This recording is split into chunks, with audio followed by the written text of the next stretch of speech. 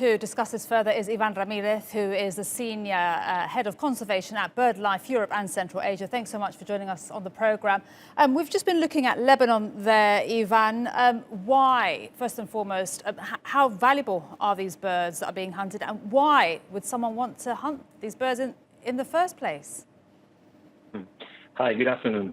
Well, there are basically three key reasons for people to illegally kill birds. And we could list them first as because they want them for food. In some countries, in Lebanon, in Cyprus, in France, they are considered to be a delicacy. And therefore, people will actually hunt them because they can sell them. And this means money for local communities. The second reason is because, some countries will consider that they are actually, they want to kill, especially predators, because they do what we call predator control. That means that, by hunting them, they will not harm the other species that they want to get. And so basically, at the end, we are talking about a community that people will actually, search. And the third one is sports. Many local communities, even families will go out, especially now in the springtime, despite of being illegal, hunting and shooting birds because it's considered to be a sport. A sport? Incredible. It is. Okay. We are talking about big numbers. We are talking of about 25 million birds being killed per year in the Mediterranean. Just in Lebanon, it's 2.6 million birds being killed per year. So it's a massive scale.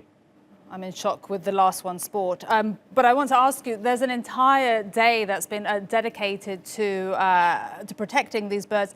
Have you seen any improvement when it comes to saving endangered species at all?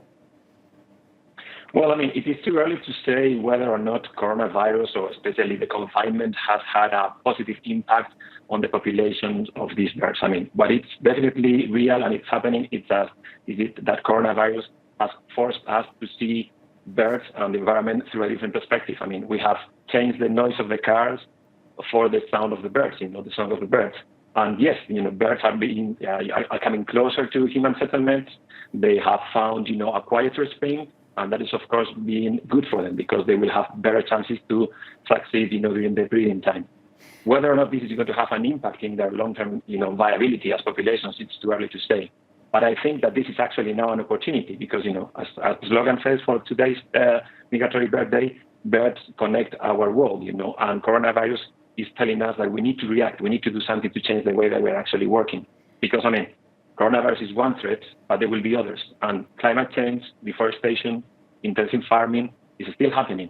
And we are now given the chance to actually change this and, rethink the way that we are dealing with nature and dealing with economy. And Ivan, how do you do that? How do you sustain this opportunity that coronavirus has given these birds? And as you said, we hear birds singing, and that has been swapped for the sound of traffic. How do we sustain that now? Well, first of all, is making aware of this. I think that people have spent enough time now seeing, that nature is there. Maybe before they didn't pay enough attention. They didn't have time even to think about this. So, okay, we have gained this. Now it's time to claim that actually this becomes, permanent. That it's not a one-off situation that will be back, to the old scheme. There is a campaign, for example, now that we have launched that is called One Planet, One Right. This is about asking United Nations for the new human universal right, the right for a sustainable environment, a healthy environment. Because at the end, if we change the way that we do things, if we change the economy, if we phase out fossil fuels, if we invest into renewable energy, that means that we will create better jobs, more sustainable jobs, that at the end will be basically better for people, but also for birds and for the species, because they will have, a better environment to actually thrive and to breed. And we will all benefit from this. So it's not that difficult. We just need to tell governments and to ourselves also the way that we have been working so far, that we can change this if we do it together. Ivan Ramirez speaking to us from Spain. Thank you very much indeed. And I'm sure all our viewers have been enjoying the sound of the birds too. Appreciate it. And